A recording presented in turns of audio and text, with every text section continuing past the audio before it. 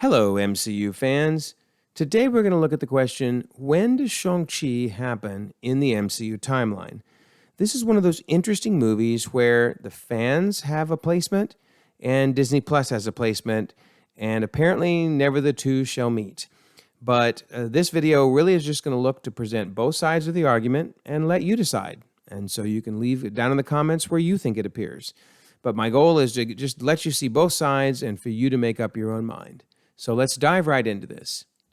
Now, normally I start with talking about Disney Plus's side of the argument, but in this case, I'm going to start with the fan side, and maybe you'll see why as we go along here. There is a really clear clue in the movie as to when this should be placed, and fans have latched onto that and said this is when it should occur. And that's because the final part of the movie is centered around the Chinese festival of Qingming. That's the one time when the path to Ta Lo is opened, and that's very important to the movie. Well, we know the movie happens at least after Endgame, so 2024, and Qingming in 2024, at least in our universe, happens in early April, April 4th through 5th. So the final scene of Shang-Chi, if you base it on our world and when things happen in our world, is clearly early April. So the movie starts in late March, ends in early April. End of story, right? Well, that would be nice, wouldn't it? But there is another side to this argument. Let's start by looking at the fact that there are movies, in particularly Spider-Man Far From Home, that also have culturally significant events.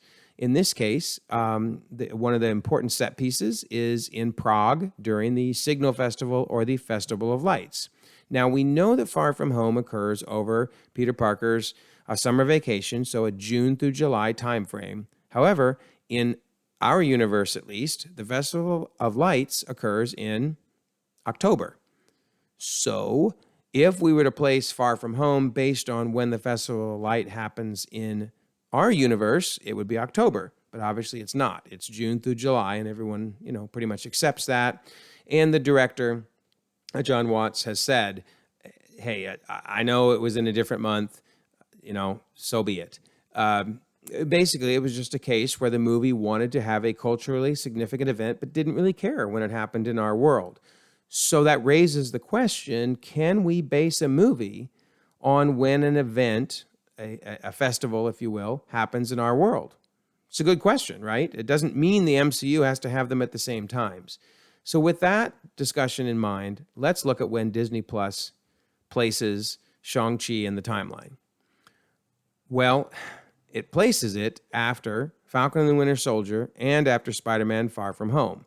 Now, you may immediately say to yourself, wait, Far From Home, that's not on my Disney Plus. It's not if you're in the USA.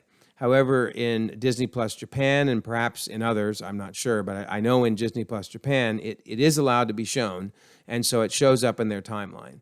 Hopefully it'll show up in the USA before long. It'd be nice to see these movies on Disney Plus. There is an agreement between Sony and Disney that these movies will eventually show up, but they just haven't yet. But looking at this timeline, you got Falcon and the Winter Soldier, which is an April through June movie, 6 months after Endgame. You've got Far From Home, that's a June to July. That would place Shang-Chi in July, which is not what the fan theories have said, which I understand because they're looking at the Festival of Qingming. However, the bus fight does give us an interesting clue as to where to place Shang-Chi. Pretty prominently shown is a date during the bus scene of July 21 through 28 for a Jazz Blues Festival. Now, I don't normally honestly give a lot of credence to dates that just kind of show up in the background because sometimes they're an accident, they're not intentional.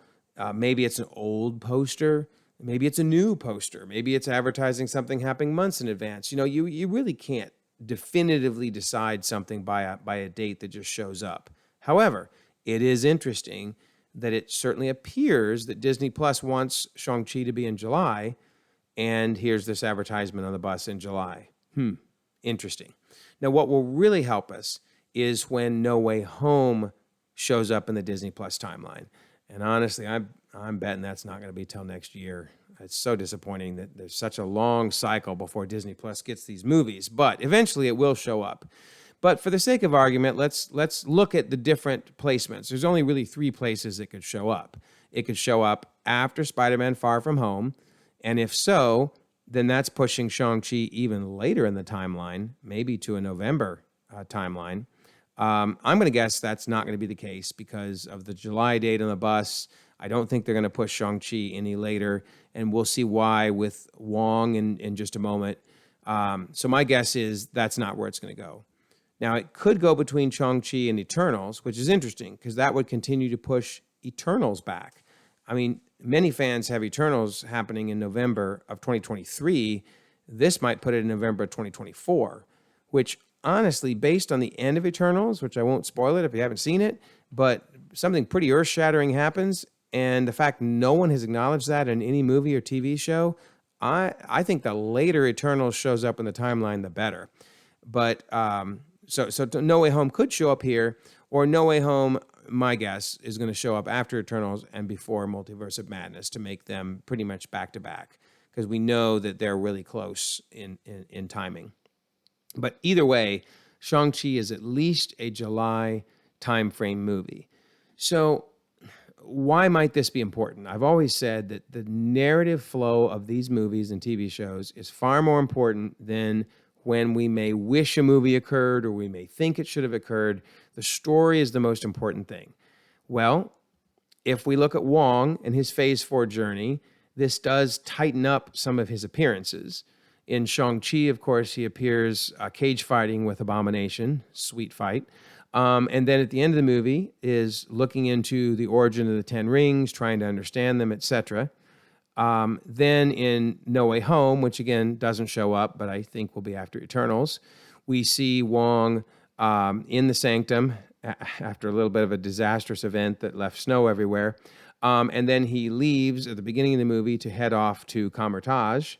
And then in Multiverse of Madness, he returns from Kamar-Taj to help in the fight at the beginning of the movie, and of course then stays throughout the movie. So moving Shang-Chi from an early April to a mid to late July does tighten up his appearances. That's kind of cool. Is it necessary?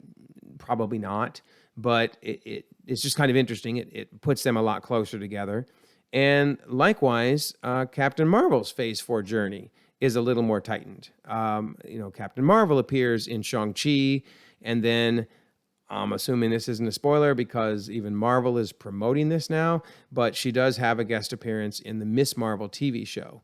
Now, the Miss Marvel TV show is in 2025, but by sliding Shang-Chi back almost 4 months, from early April to late July, it puts these a little closer to each other. There are a lot of guesses as to where Captain Marvel has been and why she had her appearance in Miss Marvel. I'm just going to throw out that I think it was the negative zone because I think those bangles are actually the negabands, and that actually what ended up happening is poor Miss Marvel just got sent to the negative zone while Captain Marvel got sent to her bedroom. But we'll see. Who knows, right?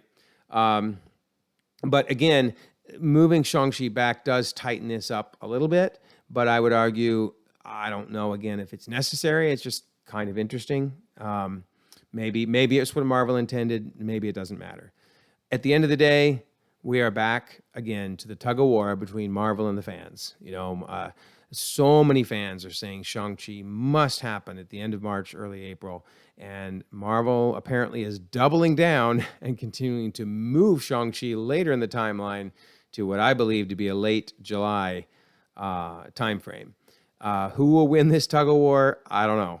Right now, Disney's winning because they haven't budged. But we'll see. I mean, this, as I've always say, this tug of war is healthy.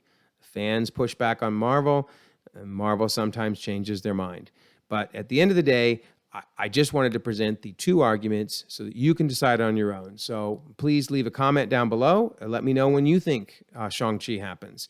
Like and subscribe. There's lots of other videos you can watch with Marvel content. And most importantly, don't get too caught up in these things. Make sure that you enjoy the Marvel Cinematic Universe. It's ever growing. It's ever expanding. It's exciting. Don't let these things ruin the overall experience for you. Sit back and enjoy it. And thank you again for watching, and we'll see you at the next video.